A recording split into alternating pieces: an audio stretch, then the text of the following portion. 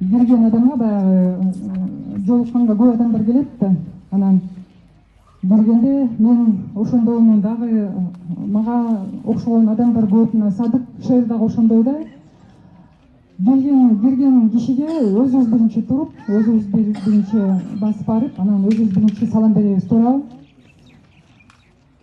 Кийин Исхак Разаков жөнүндө китеп окусам, ал киши да ошондой болгон экен. Ким келип атса дагы өзү биринчи ордунан туруп, өзү басып барып, анан кийин саламды өзү биринчи беришкен да, ким келбесинчи.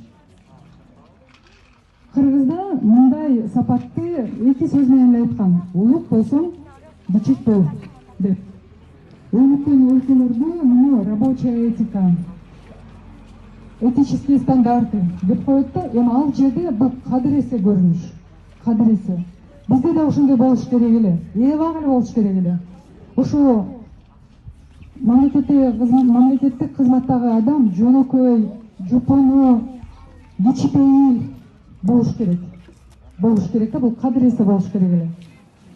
Бул биз эмне кылып атабыз? Ар бир 5 жыл сайын шайлоо болгондо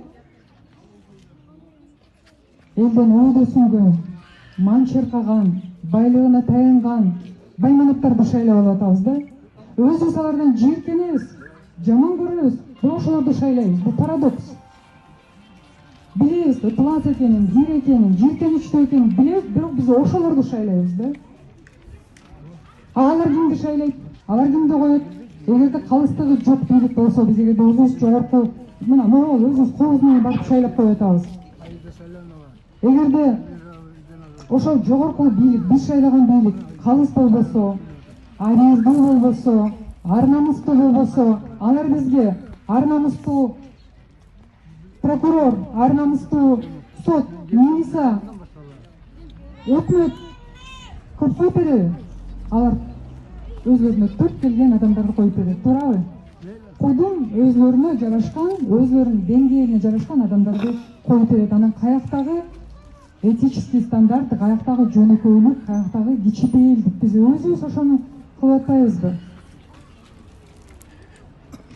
Ушу мен айтып аткан жөнөкөйлүк бул норма болуп көп, мисалы ошол эле Кореяда, Японияда, Малайзияда, Сингапурда бул кадыресе көрүнүш. Эми алар кандай өнүгүп атат биз көрүп турабыз, туурабы? А биз кайдабыз? Биз деле алдыга жылбайлыбы? Биз деле ошондой адамдарды шайлаганга аракет кылып көрбөйлүбү? Мына 30 жылда тууганчылык, жердешчилик, тааныш, куда суук деп шайлап келдик го. Жыргалчылыкты көрдүкпү ошондой шайлагандарыбызда? Келгиле ушундай бир калыс адамдарды шайлайлы, таза адамдарды шайлайлы. Мен форма 2 менен 500 000 адам, 500 000 чукул адам бүгүн арыздарын толтуруп койду деп баарыбыз үчүн бул бир чоң коңгуроо болуп атат да, коркунуч болуп атат биз үчүн, баарыбыз үчүн. Мен ошол 500 000 адамга кайрылат элем. Эгерде мына буга чейин мен айтпадымбы, өзүбүзгө татыксыз бийликти шайлап алып атабыз, туурабы? Жийиркеничтүү болуп аткан менен бизге татыксыз да, ар бирөөбүзгө татыксыз бийлик. Ана белгиле ушунда мейли мага өттү кетти мурунку шайлоолор, мына жаңы шайлоо турат. Эми ушу шайлоодо мен таза бийликке татыктуумун, мен калыс бийликке татыктуумун, мен маңкурт эмесмин, мен кул эмесмин. Менин балдарымдын келечегин соодалагандай, ушу менин добушум аркылуу менин балдарымдын келечегин соодалаган десе кимсиңер? Кандай акыңар бар деп бир намыстанып туруп тескери шайлап салгылачы. Мен ошону суранат элем. Ошол 500 000 адамдан. Эми дагы бир нерсени айтайын. 500 000 адам. Математиканы баарыбыз жакшы билебиз. 500 000 адам. Кечээ мындай кеп болуп атат. Азыр добуштун баасы $100 жетти дейт. Бул эми 8 000 сомго чукул болуп атат да. Бирөө 5 000 дейт, бирөө уже $100 болду, сатып алып элдерди деп атат да. Мен эң минималдуу санды алайын. Ошол 500 000 адамды 3 эле көбөйтүп коелучу. 3 000 сомго. Канча сом болот? Бул 1,5 миллиард сом. 1,5 миллиард сом. Бул форма 2 менен эле. Мен агитаторларды айтпай эле коеюн. Кене де айылга 100дөн 200дөн агитатор алып коюп атышат. Аны эч бир избирательный фонд көтөрө албайт.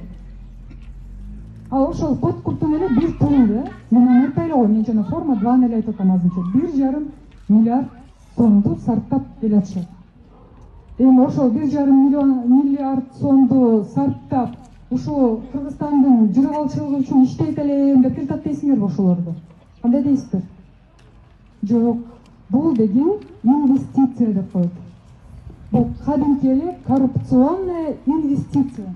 Муну алып келет дагы, өзөрү келет дагы, аны 100 эсе, 1000 эсеге алып чыгарып алат. Биздин эсебизден, элдин эсебинен чыгарып алат. Анын жолдорун билет. Мына ушундан кийин ойлонушубуз керек да туугандар. Кандай бийликти шайлайбыз? Мына чогуу ушундан кийин бир чогуу жыйынтык чыгаралычы, чогуу. Бизге мындан мурун мен айттым. Келгиле ушундай бир жөнөкөй таза адамдарды шайлайлы деп. Тилекке каршы азыр кандидаттар мына Эльвира Сарабалдиева келип калыптыр. Эгерде кандидаттар көп болгондо мен ушу баарын бир сыйра башын эле көрүп атасыздар, көп эле чыгып атат го. Карап коюңуздарчы деп айтат элем да. Ушундай стандарттарды түзүш үчүн, ушундай жөнөкөй, таза, адилеттүү, калыс адамдарды алып келиш үчүн. Анан биз эмне кылышыбыз керек?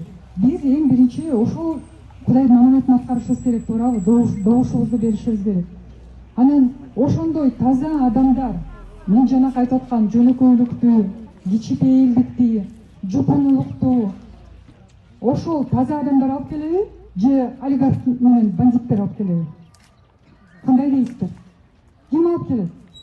Ошону ойлонсоңуздарчы, мен ойлойм, аны олигархтар менен бандиттер, оорлар, коррупционерлер алып келбейт. Анан мына ата мекендин талапкерлери алып келет. Мен буга бир күндө ишенем. Мен кечээ дагы бир жолу ушунда айттым. Буга тарых көбү. Бул жөн эле сөз эмес. Адамдын поступок деген сөз бар го. Кылган жумушу. Сөзү менен эмес, кылган жумушу менен тастыкташ керек, туурабы? Ал ким экенин.